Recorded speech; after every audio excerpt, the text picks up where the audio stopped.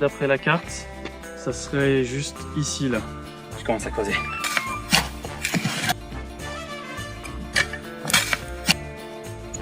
Ça y est, je crois qu'on y est. Ça y est. Voilà.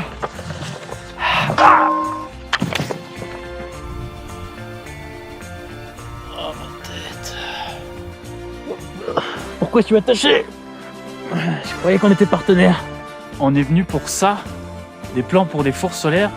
Je croyais qu'on était venu chercher des pesos ici. Ça mon pote, c'est l'avenir. Je crois que ton avenir, c'est le train de midi 20 qui arrive. Allez, adieu.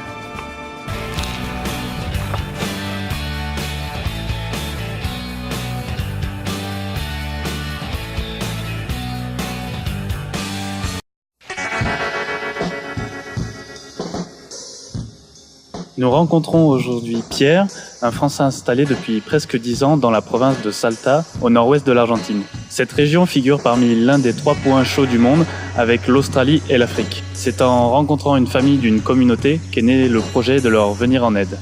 Avec mon épouse, on avait en 2008 notre jeune fille de 6 mois et nous sommes allés visiter des villages dans la Puna, dans la Cordillère.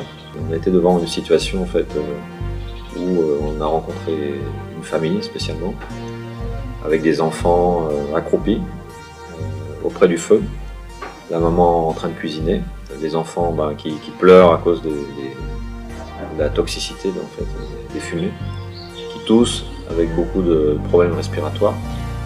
Et donc on a été en fait en face d'un problème et un reflet aussi par rapport à notre situation nous en tant que famille. On est revenu à Salta et on a commencé à fabriquer en fait un prototype de cuiseur solaire. Seulement on voudrait en fait que la famille le construise elle-même. Et on a fait un premier stage en juin 2008 qui a permis en fait à 10 familles de construire son propre cuiseur solaire. Avec vraiment l'incertitude totale, savoir si ça allait fonctionner ou pas. Il n'y avait pas forcément un enthousiasme énorme. Et ensuite on a eu un jour où on a cuisiné des plats dans le cuiseur solaire qu'on avait construit.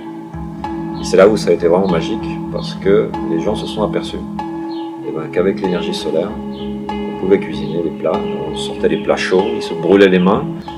Ils avaient vraiment compris qu'on avait quelque chose là de vraiment intéressant. Et viennent des personnes d'autres communautés en disant nous sommes 80 familles et nous avons besoin de votre aide pour pouvoir cuisiner et vivre dans d'autres situations. Donc c'est là vraiment qu'est né Solarinti.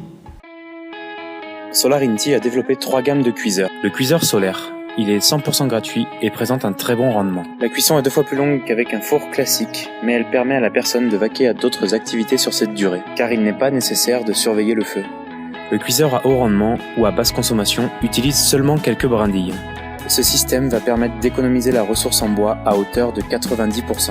Auparavant, une famille consommait plus de 400 kg de bois par mois. Grâce à ce modèle, elle n'en consomme plus que 40. L'impact sur l'environnement est absolument incroyable. En parallèle, Solarinti enseigne aux populations à gérer la ressource en bois de manière durable afin de la préserver pour les années suivantes. Le cuiseur thermique, quant à lui, fonctionne de la même façon qu'un thermos. On introduit une marmite préchauffée dans un caisson. Ainsi, on prolonge la cuisson grâce à l'inertie de la chaleur accumulée. Ce modèle est très utilisé en zone urbaine.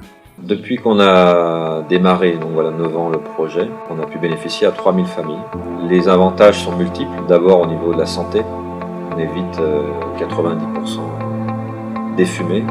On évite également tous les problèmes en fait environnementaux, c'est-à-dire qu'on préserve les bosquets, les forêts alentours, alors qu'auparavant en fait les gens allaient couper des arbres entiers pour pouvoir survivre, ce qui est logique. On évite aussi des problèmes de migration, puisque les gens, s'ils ne peuvent pas survivre en fait dans ces hameaux, ils vont vers la ville la plus proche. On a même aussi découvert qu'il y a des plats qui n'étaient plus cuisinés en fait. On a réussi à remettre des plats gastronomiques locaux au goût du jour. On a un impact qui est aussi important au niveau de l'emploi. Ça a surgi en fait des femmes qui ont construit leur propre cuiseur, à qui on a enseigné à cuisiner. Ils ont dit pourquoi on n'irait pas avec ce cuiseur-là sur une place de village pour vendre en fait les plats. Et donc on a développé un programme spécifique d'entrepreneuriat qui permet à ces femmes de générer, d'augmenter en fait de 30 à 40% leur revenu mensuel. Disons que notre public principal, c'est la famille, c'est le noyau familial, et dans le noyau familial, c'est la femme. Donc la femme en fait est beaucoup plus tournée vers l'avenir. Il y a beaucoup de cas en fait de femmes seules avec 4 ou 5 enfants, et donc on pense que c'est elles en fait dans ces communautés qui vont changer la donne. On est arrivé en fait à un moment de développement du projet où on a créé comme un modèle, et on peut en fait répliquer le projet dans d'autres provinces. Et donc aujourd'hui on a des ministères au niveau national qui nous donnent un coup de main. Il faut voir qu'en Argentine il y a 2 millions de familles qui sont dans cette situation de précarité énergétique. Et donc il faut passer en fait à un autre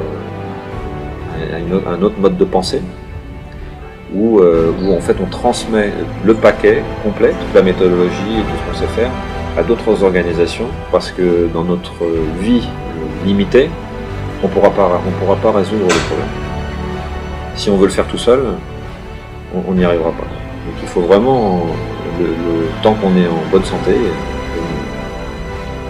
il faut réussir à démultiplier ces actions-là et que ça se reproduise le plus possible.